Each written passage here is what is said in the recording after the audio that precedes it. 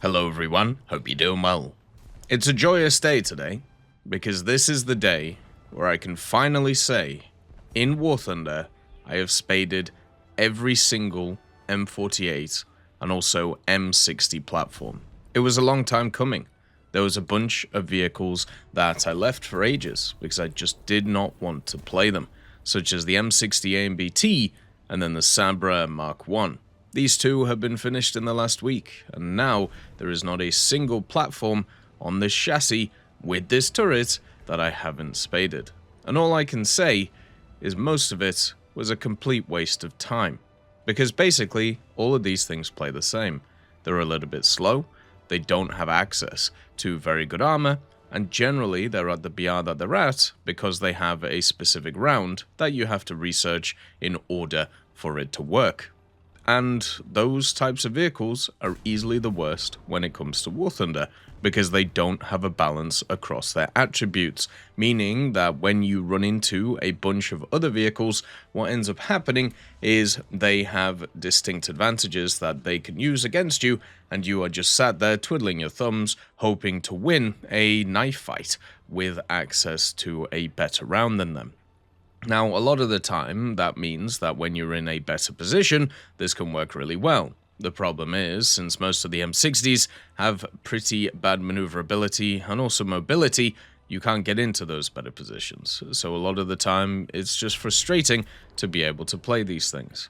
But after many years, and also Gaijin constantly adding more and more M60 to the game, I'm very happy that I'm finally finished with them. Now, what will happen next update, as is custom with these types of things, is I will end up basically having another M60 platform to play, probably the Sabra Mark II, because the world is not fair. But at the end of the day, at least I can appreciate what I've been able to do now, and then kind of plan for other stuff going forward in the future. Now, when it comes to spading in War Thunder, it is something that I find quite enjoyable. I've spaded over 2,200 vehicles at this point, and I have no intentions of stopping.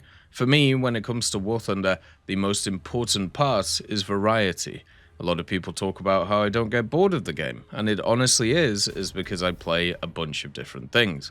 Now, stuff like spading all of the M60s, which by the way, I didn't do all over like a few months. This was something where I would play one M60, I would spade it, and then I would leave them for, ages, probably like a month, 2 months, 3 months, and then I'd spade the next one, and then I'd just keep doing that over and over again, to therefore keep up like the variety of the game.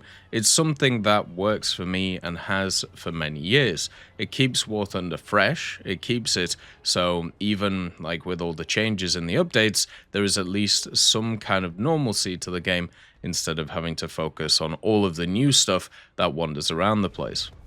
It also means that I'm able to get pretty good research into a lot of other stuff too, which at least for me is quite important.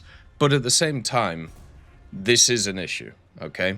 And I understand this is an issue because what's going to happen in the future is more M60s are going to be added. Whether it's in the Thai tech tree, whether it's more in the Chinese tech tree for the Taiwan side of things, and it just means that this, let's call it achievement of completing and spading all of the M60s and M48s is worthless. Because in a few months, the achievement will have disappeared again, and then it's basically a catch-up game. That is how War Thunder works. You're never finished. There's always extra stuff, there's always more things to do, and that is where the daunting aspect of it comes from. That's where, when chatting to people about the grind and chatting to people of how they actually approach it, that is where the kind of doldrums come in. Because if you start seeing stuff as all of the different vehicles that are in the game, you're going to have a really rough time. Like, it's one of those where it's just going to get overwhelming and then everything's going to fall apart. And that is sad. And I've seen a lot of players do that, and it just kind of sucks. Which is why, for me, I try and go forward with the game as simple as possible, just focusing on that specific vehicle that I'm playing at that time. Now, there should be changes though. There are too many vehicles in this game now. There's nearly 3,000, maybe over 3,000 vehicles in total in this game. There's definitely late 2000s, including like event vehicles and squadron vehicles and, you know, special vehicles and all of that.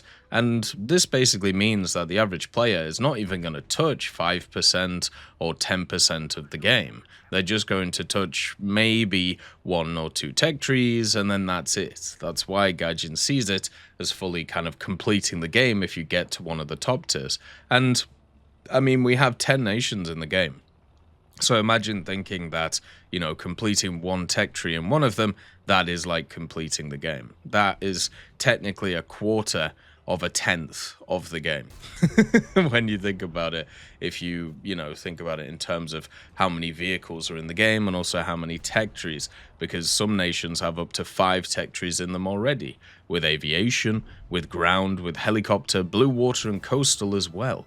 It's just crazy how much content is in the game nowadays. And as somebody who plays a lot of it, somebody who wanders around and tries to grind out as much as possible, even for me, it is daunting. Even for me, it is impossible to be able to play everything. I'm having a huge issue in aviation right now. Aviation is actually technically my main mode. I enjoy aviation. I have done for many years, and even recently we've spaded a lot of really cool vehicles, like the JA-37 for example.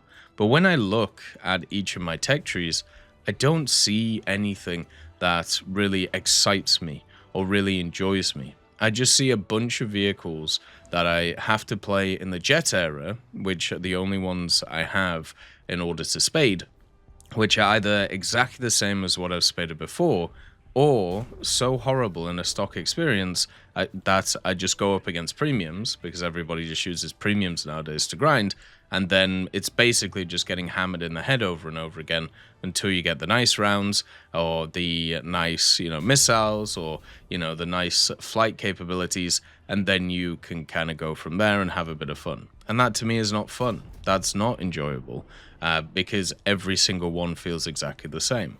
And that's the problem with the M60 platform too. You are waiting to get the mods that justify your BR. For the Sabra, the ones that justify your BR, the M322, the LWSLR, and the NVEDs, and also the mobility one, since it has the slightly upgraded engine. So before you get those, you are awful. You are just like an 8.7, maybe a 9.0 vehicle at 10.0. And all of these vehicles feel awful because of it. So for my suggestions, there needs to be some kind of system where if you research and spade a similar vehicle to the one that you're trying to get, or even the same vehicle, when you think about stuff like the Tornadoes or the Eurofighters, they have to add an incentive for people to go and play other ones. You have the new nation, or you have the nation bonus, which is really nice, but imagine if you had like an M60 bonus. So if you spade, I don't know, 5 M60s, you get like a 10% discount on the total research required for your next M60. So it just gives you a little bit of an incentive to play these things instead of just leaving them there and you're never, you know, gonna see them again. The Sabra, as a vehicle, I didn't see a single other one when I was grinding this thing out. And I spent 60 battles playing it, and then also at the same time, I got 150 kills, 48 deaths, and then also a 52% win rate. We started the first day on a 66% win rate, which was really nice, and then we got very much humbled in the second day, where we had the true M60 experience of just getting battered in the face over and over again, hoping that the team survives, but guess what? They never do. So for me, there just needs to be incentives for people to play this stuff, because otherwise it's just additional content that people are never going to touch. And that just makes me sad. And War Thunder, I feel like, is that right now.